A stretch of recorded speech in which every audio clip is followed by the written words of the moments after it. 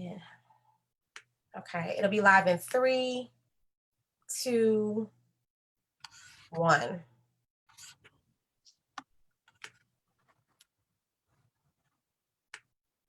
Hello, hello, hello, everybody. Thank you so much for being here. Welcome to the Black Philanthropy Month conversation series that we're hosting to really talk about the collective strength of Black giving.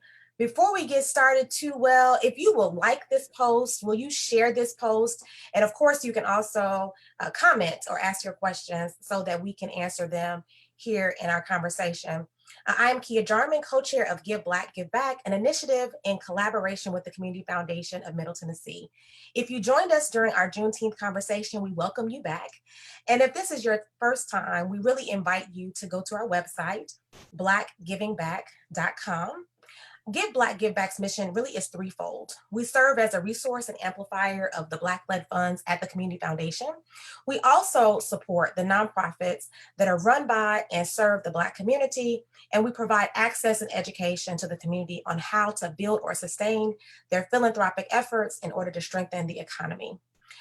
I also want to remind you that all across the country, we have friends who are participating in Black Philanthropy Month, which is really exciting for us. It's an opportunity for us to honor and celebrate the collective giving of Black individuals, of foundations, and of businesses who make it their business to support the Black community through financial contributions and their time.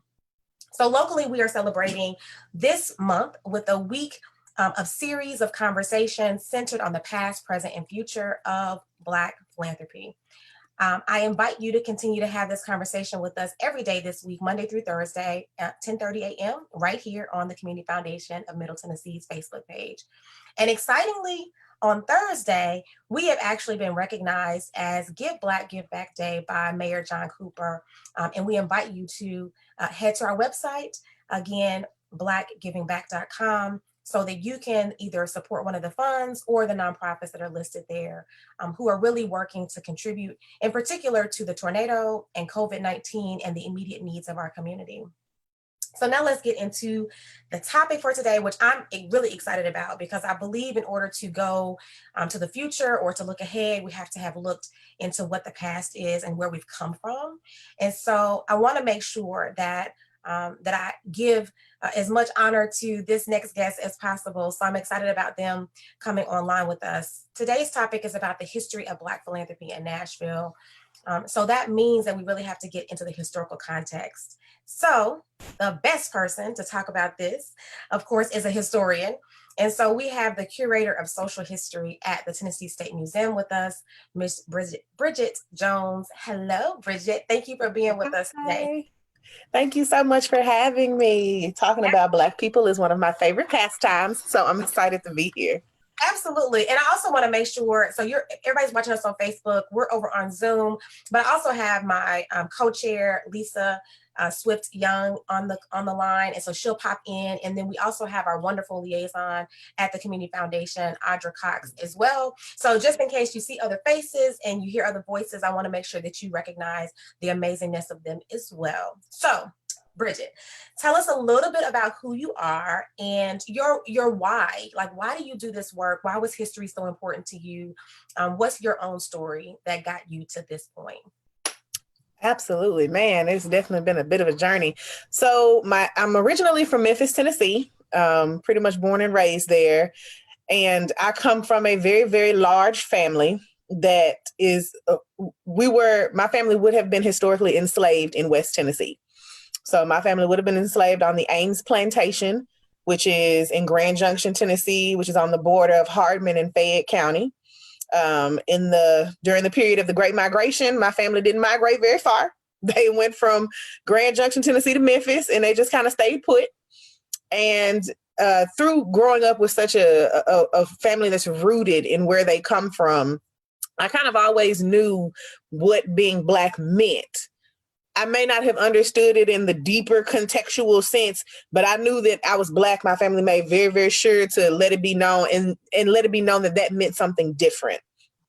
So growing up, my grandmother in Memphis had this wall of pictures in her hallway, and it was like every picture from 1960 and forward. And I would be like 9 looking at these pictures thinking, who are all these old people with afros?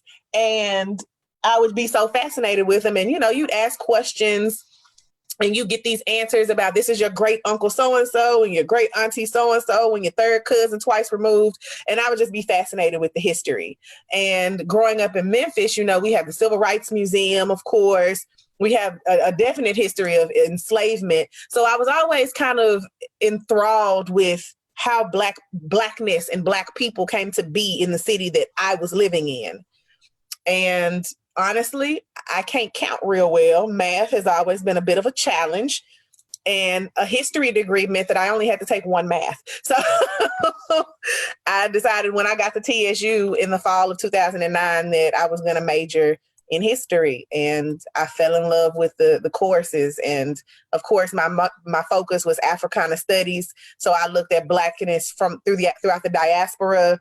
And I've always been very interested in the parallel between African culture and Black culture and how much of what we are and who we are is rooted in where we've been and what we've been through.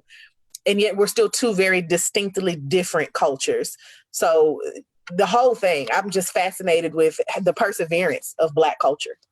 Yeah, I appreciate your story. And as a storyteller, that's often where I start with people. It's like, what's your story? What's your why? Because one, I think it connects all of us. It gives us a chance to have some connection with each other. But two, you know, my family's from Brownsville and Somerville. And so it's like hearing you talk about being from West Tennessee, I think about my own history and my own relationship with Fayette County and all of that. So I think that's amazing. Before we can really talk about philanthropy or giving or how we've contributed, I think we just need to lay the landscape for what is Black Nashville. What should people really know about Nashville and the contributions of Black individuals in this city before it was created as the actual city and after? We can talk about that. So tell us a little bit more from a history standpoint. Yeah, so Black people have been in Nashville since white people have been in Nashville. Honestly, even before, I think when we talk about enslavement, we only talk about it from the perspective of the European settlement of America. But the Spanish were here as early as the 15 and 1600s, and they brought enslaved people with them as well. So actually, slavery is a Portuguese and a Spanish thing that just kind of grew. Europeans saw it and was like, oh, that's lucrative. And they kind of jumped on the bandwagon. But Black people had been in America as far back as we can count. So I will start with saying that the original party, the Donaldson Party that came here in the late 1790s, they brought enslaved people with them. And those people just continue to have children that had children. And there are people here that have been in Nashville, Black people, they may not know it, but they have been here since about 1795 and 96. As you begin to move through the 1800s, of course, settlement of Nashville becomes a little bit bigger. The plantations begin to pop up. Belmead, which is where most people kind of know me from, was founded in 1807. Then you have out in Dixon, you have Montgomery Bell's plantation. You have Travelers Rest, which was John Overton's home. So they're very prominent men establishing plantations all throughout Nashville, and their enslaved laborers were a little bit different than those in West Tennessee, because they're usually a little bit more of a skilled laborer, because you can't really grow cotton in Middle Tennessee in the same way you can grow it in West Tennessee. So post-emancipation, a lot of the people who were enslaved in Nashville were able to translate their jobs into moderately well-paying careers post-emancipation. And it sets Nashville, Black Nashvillians up for a much, I won't say easier experience, but they had more of a platform than other Black Southerners. So I want to stick in one place for just a second, because you mentioned names of places. I live in Donaldson, right? I friends who went to Overton. You're mentioning names that we see, we pass, we drive on roads that have names of these folks, but the people who were actually building up their wealth and economy were Black people. So I want to make sure that's really clear, that what we're talking about is, while the names that you see around our city are absolutely of the prominent white men that own the space, What they also owned, and what we realize is when you owned enslaved people, that actually was more valuable than land or housing. Absolutely. So talk a little bit about that. I want to just make sure that it gets real clear that. Yeah, no, I totally feel that. So, for example, Belle Meade by 1860 owned 136 people. The Harding family was in about the top 4.5% of slaveholders in the state of Tennessee. This farm was huge, 5,400 acres. Those individuals working on that farm are the reason that that was attainable.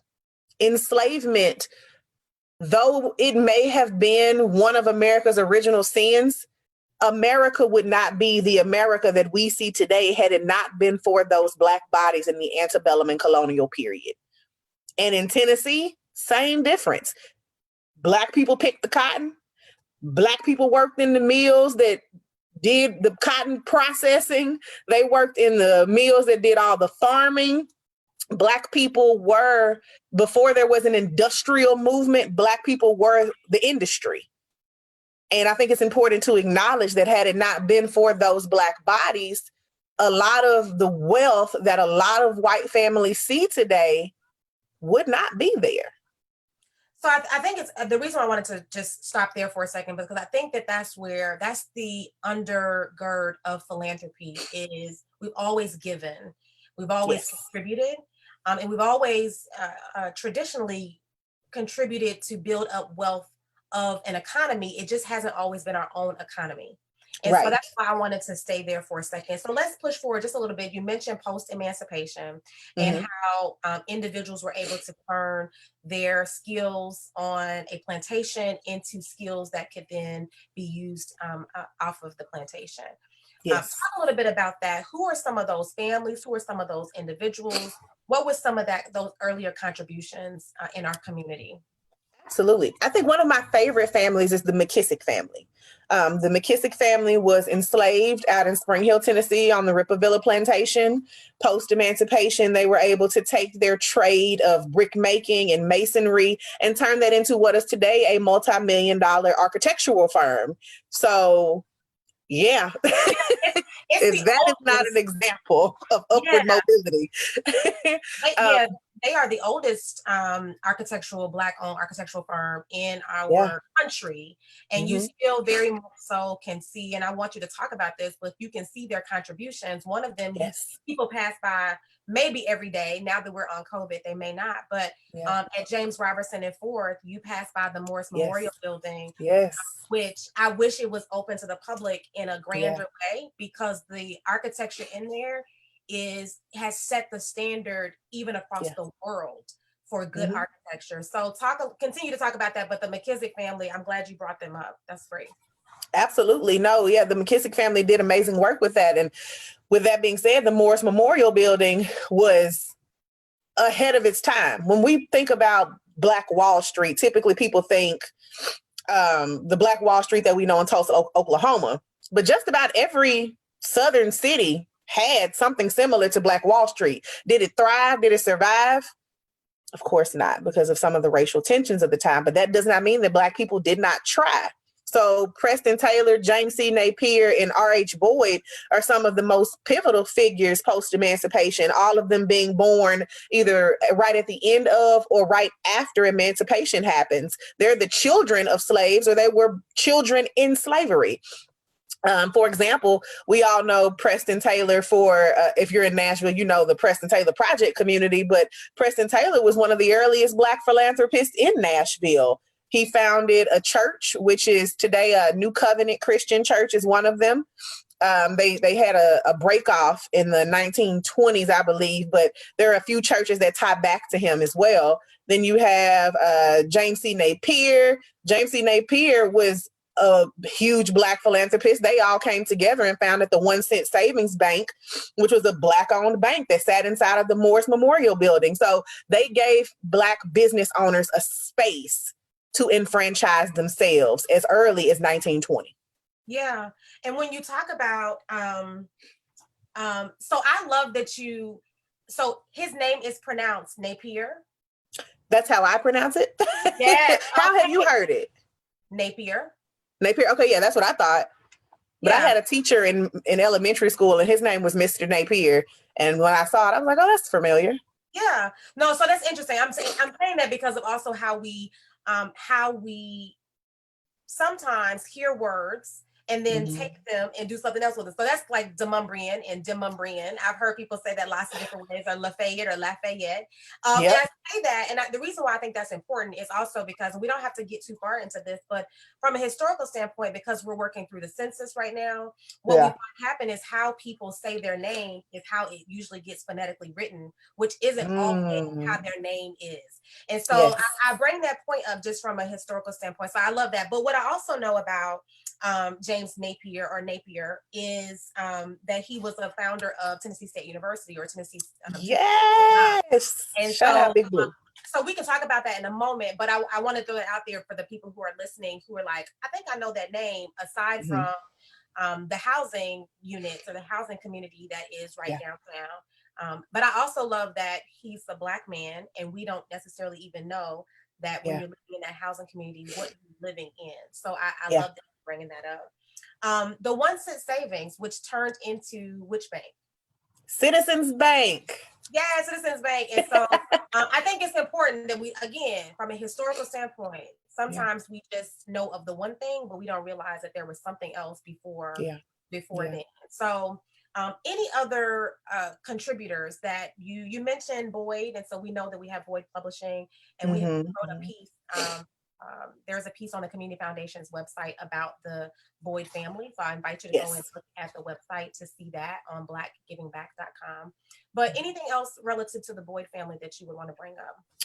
Well, the Boyd family is impressive because of their contributions to the Black Baptist Church in that time period. So, and they're also some of the big early philanthropists for Nashville as well. They had a big role in the streetcars that were established after the streetcar boycott that happened. So the Boyd family, of course, big contributors to Tennessee State. There's a dorm named after R.H. Boyd until this day. So I think that it's I would be remiss to not include the Boyd family when you talk about Preston Taylor and James C. Napier. They're all in that era together. Yeah, absolutely. Very good. So we're, of course, in the Bible Belt, and you've already mentioned it. You've already talked about it and touched on it. Let's talk about the contributions of Black churches in our city. Man, the Black church. Whether that be what you already mentioned, which is just the founding and really seeding of those church spaces, because we know that church is usually a natural community, a communing of people. But also talk about it, push us forward a little bit and talk about other areas of the civil rights movement or what have you, where churches were pulling in bail funds or other things that were helpful to the community. Absolutely. So that streetcar boycott that happened, let me make sure I got my dates right, because there may be other historians on here that's like, no, she wrong. I love that. And please, by all means, ask questions. So as Bridget is pulling up her notes, ask questions, put comments, share your own stories about the history of Nashville so that even Bridget can start to curate that into her work. So Bridget, what did you? So 1905, that's when the Tennessee General Assembly passed a law that was going to legally segregate Nashville streetcars. And of course, you have very well-to-do Black men like Mr. Boyd, Mr. Taylor, Mr. Napier, who said, no, we support these cars too much to be sitting at the back of anything. And ironically, at the same time that this is happening, W.E.B. Du Bois is attending Fisk, because I remember reading about him remembering this boycott happening. But so they decided to not only boycott the streetcars, but start their own streetcar business, which the Union Transportation Company is what it was called. It did not last long. Of course, certain people weren't as accepting of that type of entrepreneurship, but they tried.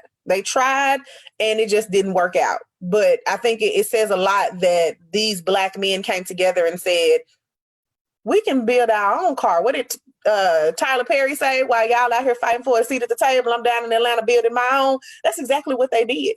That is exactly what they did right here in Nashville, Tennessee.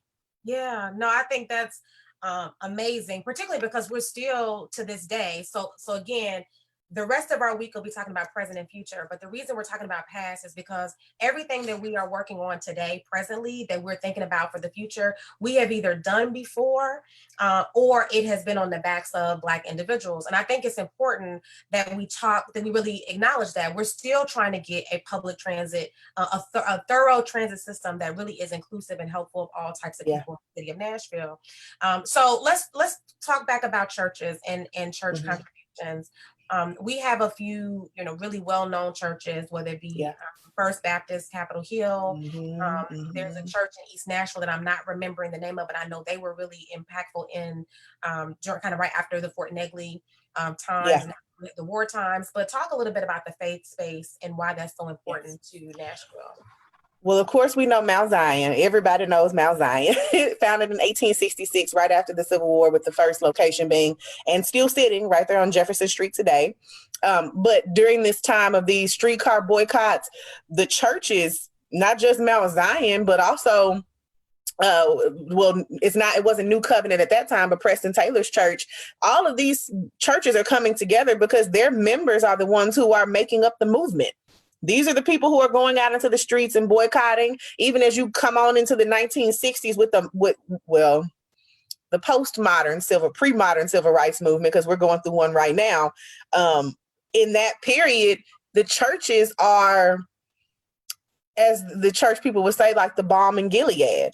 They're where people come back to have solace, to gain comfort, to get training on how to step into these spaces and fight for what you want. This was the community center. It was sometimes the school. The Black church has played such a pivotal role in the Black experience. But I think it goes to show you that our faith is ingrained in us. And it may not be the faith that we had when we got off of the boat, but it's in there. I'm gonna leave it right there. Yeah, no, and I think people got you, right? Or I hope they do. And if they don't, ask questions and let us help you with that. Let's push into, we've sprinkled it in, but we have 4 historically Black colleges or universities here in Nashville: American Baptist College, Fisk University, Meharry Medical College, and Tennessee State University, formerly Tennessee A&I. Talk about the role of the Black college and why it's been so important, particularly in developing the business leaders and the individuals, the lawmakers and other people who make these philanthropic moves, but also just foundationally how they were developed based on philanthropy. Give us both of those thoughts. Absolutely. So Fisk University is started philanthropically through the Methodist Church, I believe. So the Methodist Church came together and decided that we need to do something for these newly freed Black people. What are we going to do? They can't read, they can't write, they ain't never been nowhere. What are we going to do with them? Because we can't just free them. I think that was the question of emancipation. What do we do with all of these people? And of course, you have like the Back to Africa movement, which will start when certain white people were like, okay, well, let's just send them back where we got them from. Well, that didn't exactly work either. So for those who decided to stay, Black colleges began popping up all throughout the South, with the earliest one in Nashville being Fisk University. Following Fisk, you start to see, which I consider Fisk to be arguably one of the most important Black colleges in Nashville because of how early it was established and because of the people that have gone there and graduated. So you have Fisk kind of sitting as the foundation for Black excellence in the late 1800s. From there, because Fisk was considered to be more of an uppity college, they needed another one. TSU comes on in 1912. American Baptist College is a little bit later on, but it was still, because it's more advocating for Black pastors and teachers, whereas TSU originally was focused on agriculture and teaching. So they kind of all play a pivotal role. But when TSU was founded, it was founded with a land grant, which was not very common for a lot of there's not only a handful of Black colleges that were able to receive that moral land grant, and TSU being one of them. And you have men like R.H. Boyd and James C. Napier who were sitting on that board to establish TSU in 1912 because they said that we need another Black school, preferably one that is public, which means that it is affordable. So when you start looking at the Black colleges, you start to see an uptick in Black intellectualism as you start moving through what will become known as the New Negro movement of the 1920s, a new sect of Black politics, Black people having a real voice politically, running for political office. They may not have won, but they ran and they made their voice heard, and they were able to cultivate a community that respected them. They may not have been the mayor. They may not have sat in the House of Representatives.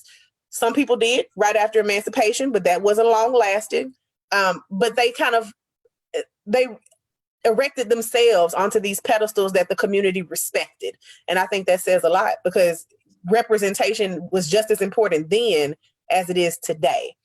Black people in the 1870s and 1880s and early 1900s needed to see Black success just as much, if not more then, than we need to see it today. And it was very evident. Yeah, very good. Lisa, will you unmute yourself? And do you have a question for Bridget before we make sure that if we have questions on Facebook, I want to make sure we get those, but I want to turn it over to Lisa if you have a question as well. Yeah, Bridget. So first of all, thank you so much for that very thorough, like sort of integration of church and education, because specifically our community that's how it kind of happens, right? So a lot of churches have sort of seeded African-American or HBCUs, and that's how we still have them. How important do you think that is for, like you mentioned before, representation? So, we have some really great examples of, Oprah doing some things and Mr. Jones down at Morehouse. How do you see that moving forward based upon our history of education and the church? So I think I love what they did. I think that what Oprah and Mr. Jones are doing as far as handing out scholarships and clearing people's student loan debt is great. But I think on a smaller scale, you can be philanthropic to your community by just taking in a freshman at your local HBCU. And honestly, not even the local HBCUs, because there are Black students at Vanderbilt that come from the hood too. Like they smart on full scholarship. They need support because they are outnumbered at their university. So by taking in a Black student, you can mimic what Oprah and Mr. Jones have done on the smallest scale possible. You got groceries today. You need a ride to Walmart. You need $20. You need to cry. Or especially for people who are in Divine Nine organizations, really reaching out and taking in these students and saying, how can my organization assist you? I'm not Greek, but I wholeheartedly believe in what the Black Greek lettered organizations were founded for, which is to create a safe haven and do community service for our community. Go out into your community and really touch somebody. You don't got to go to the YMCA. You can literally go to campus and walk up in a freshman dorm and ask, how can I help you? What do you need?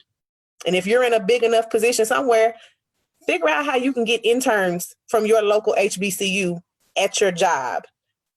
Is your job actively scouting at the HBCUs? Because let me just say, I graduated with a history degree at TSU. Wasn't no internships knocking at my door. Yeah, I think that's really important.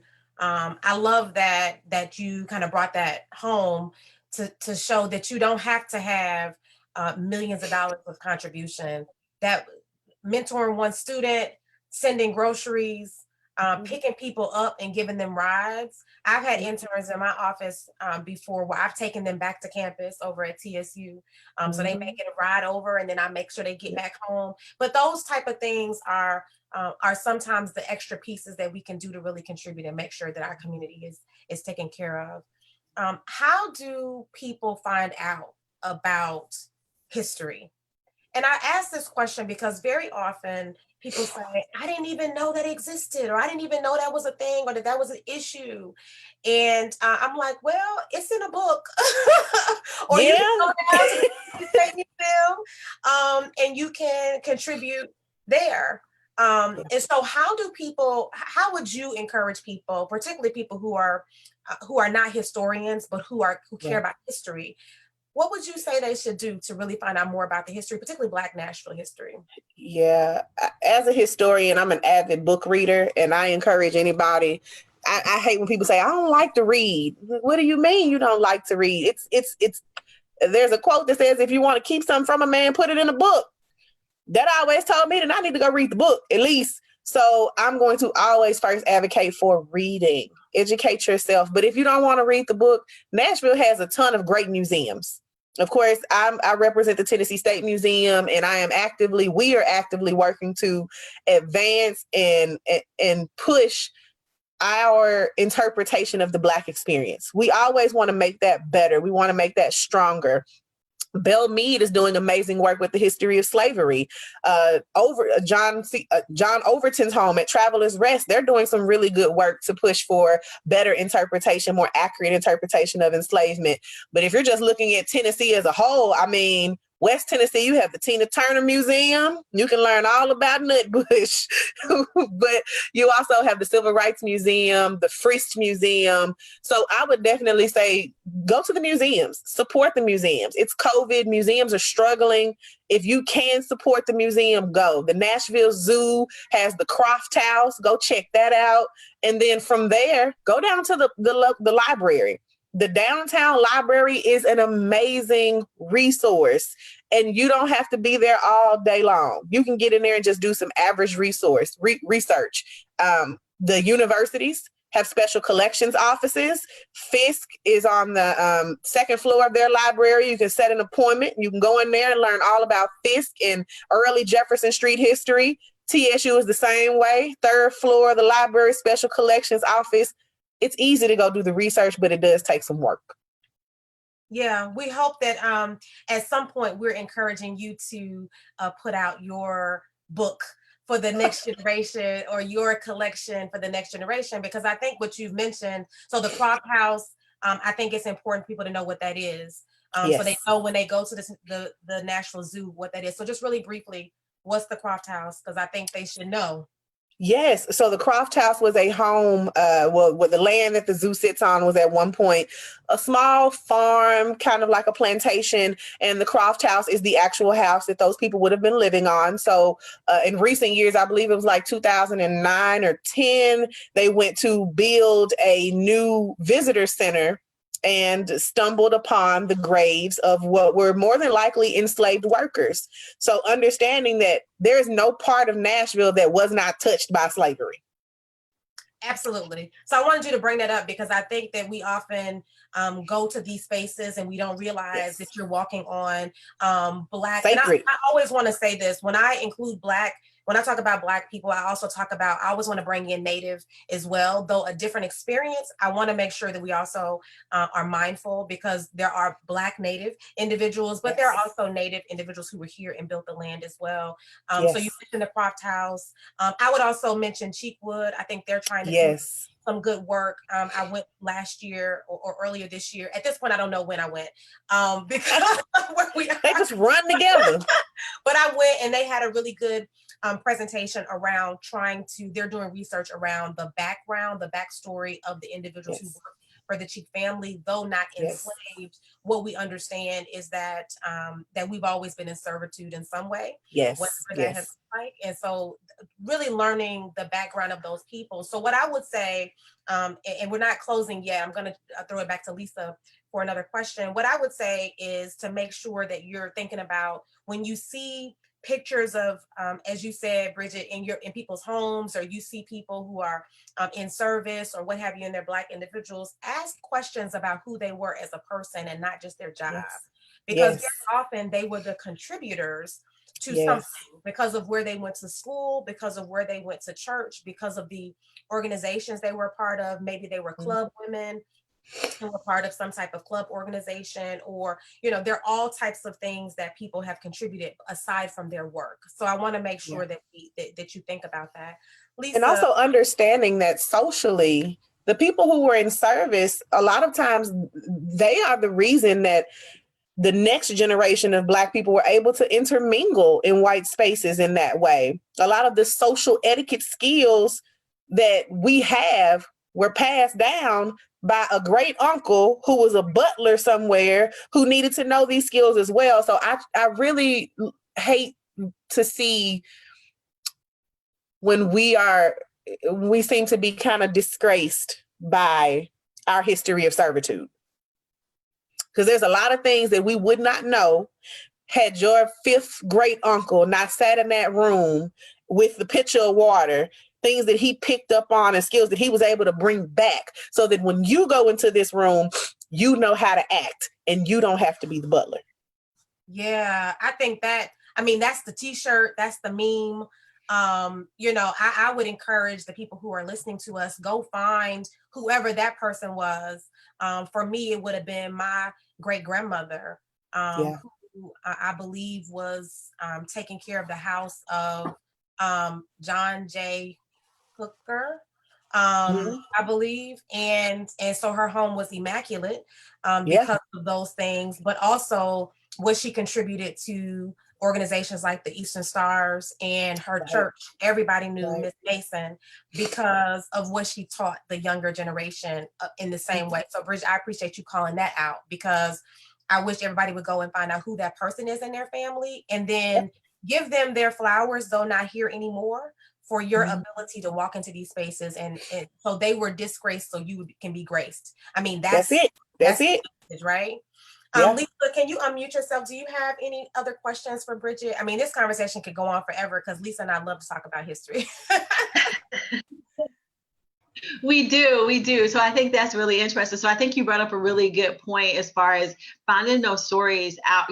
This is one of the initiatives we have is about telling those stories. So I encourage anybody who's currently listening in to share your stories in the Facebook group, and specifically because I think that's what we're trying to do is like tell those stories.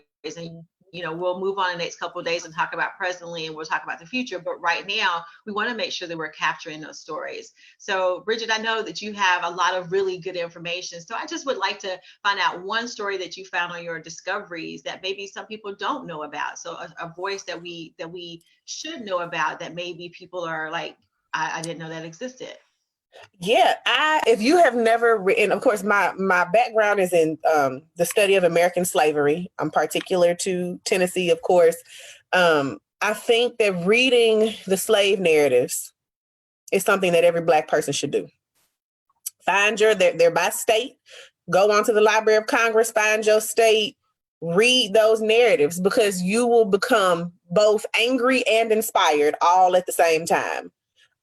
One of the most interesting things that I read is a woman who is the slave narratives in Nashville were taken like 1936. One lady said, she's like, I think I'm about 104 years old, but she's talking about the young people. Now, this is the 1930s, and Black people that came a long way since the 1860s by the 1930s. But she says, I don't feel like the young folks value education the way that I would. If I had the chance that they had, I'd go to sleep with my books every night. And it hit me like a ton of bricks in my chest. I probably put that down and went and read a book, because it shows you we always want what we can't have. Education is considered a luxury in that time period. Today, education is, it's education.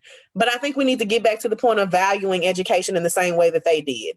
Because the only difference between a lot of wealthy white people and a lot of poor Black people is one, opportunity, and two, knowledge. But if you can get the knowledge, you can find an opportunity. That I hope so. At the end of this, I'm going to probably watch and put all my quotables together, because Bridget has dropped some real quotes on us, and I really appreciate you saying that, because I also am an avid reader and have picked up on reading even more now, because I'm so hungry for that education. But part of that is because as I grew up, what I was taught was if you, it's the one thing that people can't take from you is your education, is what you have in your mind, which is why it was which is why we have so many laws, or had so many laws on the books about Black people being educated through anti-literacy laws after enslavement. So I think it's important that we continue to read Black individuals and white individuals reading our history, because it is for all of us to understand, so that we have the potential to at some point not do the same thing again. But it's Right. because we don't know that history that we are so destined to repeat it over and Right. over and over again. Bridget, before we wrap and give our final kind of final notes for the rest of the week, what additional things do you need to share with us about what you're doing, your work, about Black people in Nashville, about Black philanthropy in Nashville, or just any other last parting words that you may have? Absolutely. So most recently, I have been in partnership with Tommy Hilfiger to do some really, really cool diversity and inclusion training. It's not your typical diversity and inclusion training, because I'm not coming in the room and saying, this is why you shouldn't be racist. I'm giving you the history of racism. This is how your company became all white.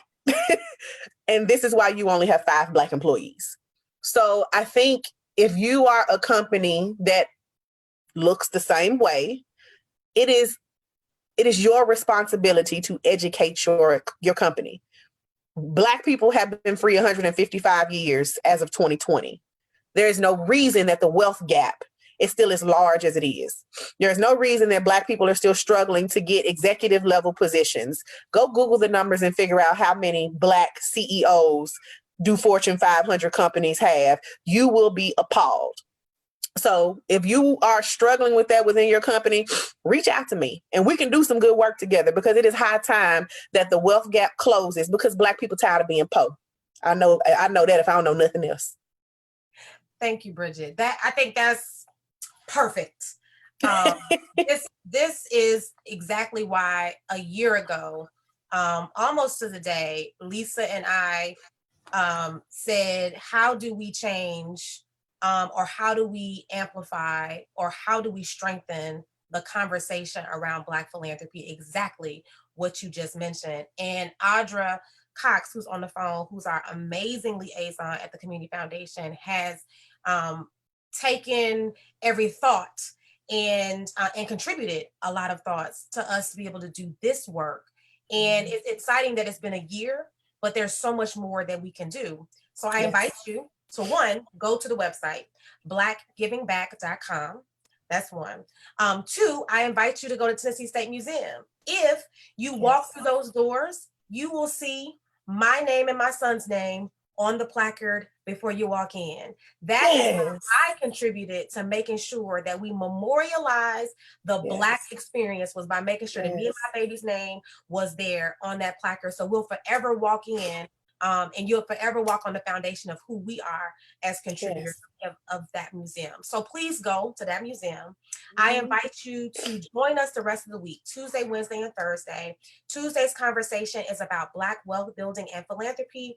Thursday's conversation is about the future generation of philanthropy and how we build up, whether it be through your own children, your nieces, nephews, cousins, whoever you have, or those students at one of the colleges, as Bridget mentioned. I invite you to those. And Thursday is Give Black, Give Back Day.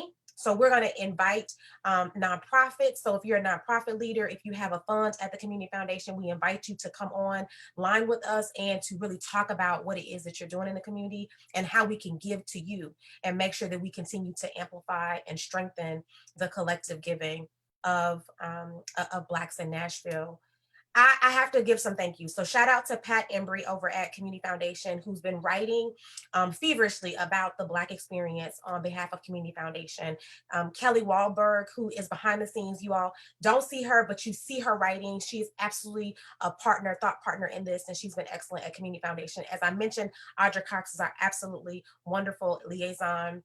And we appreciate Ellen for allowing the time and commitment to this initiative and allowing us to be here with you. We're here every other month, so join us every other month. I have to, of course, be appreciative of my co-chair, Lisa, because the thoughtfulness that we have, the synergy that we have, we really are made for each other, and I'm grateful for that. So Lisa, Audra, any last thoughts before we jump off the line? First of all, I'd just like to say, there's nothing left to say. You guys are amazing. Awesome. I'm in great company and our future is looking bright, and knowledge is power. That's amazing. And knowing where our history is so important. And with that thought, I'd like to, for everyone to join me in wishing Ms. Kia Jarman a happy birthday today. Thank you. And, Happy birthday. I'll turn it over to Lisa for final I comment. couldn't think of another way to have a birthday. This is the best gift for me, is to talk about history and philanthropy. No greater topics aside being with my baby is this for me. This has been amazing. I'm always down to talk about Black people. You could have just called me. We could have did this on the phone too. Thank you, Bridget. Thank you. Lisa, what you got? Oh, no. So, Bridget, first of all, thank you so much for taking the time out and sharing your knowledge and information. Make sure we know how to get in touch with Bridget. So for those companies out there who are watching this, who are needing to have someone to kind of have a conversation with and get some things done, not just talk about it, but get it done. Bridget's definitely your person. So Bridget, make sure that we can reach out to you and companies know how to reach out to you. Because one of the things that we're really trying to do is amplify those voices, and your voice is definitely a voice that needs to be amplified, not only here in the Nashville community, but throughout the country. And so great work to you. I'm looking forward to working with you. Audra, as always, I have no idea how we do this. And so thank you so much for supporting Kelly behind the scenes, Pat, all the people that you mentioned before, and Kia. Absolutely amazing. Please join us tomorrow. Specifically, we're going to be talking about wealth building. So something Bridget kind of bridged us right into, not even going from that standpoint, but talking about wealth building. And how do we do that? How do we take care? How do we take control? How do we use the history to sort of build? So learning about the past gives you a foundation to build on. And so that's what we've done today. So tomorrow we will build a foundation for building wealth today, and then ultimately for your children, and then highlighting what we're doing specifically. So thank you guys again for participating. All of you out there who are watching, who are commenting, please let us share your stories. I mean, our stories need to be told. And so we want to share your story. Yeah, so until tomorrow, 10:30, right here in the same place, right here on Community Foundation and Middle Tennessee's page. We're so grateful to them for their partnership and collaboration, and we'll see you tomorrow. Bye. Bye, y'all.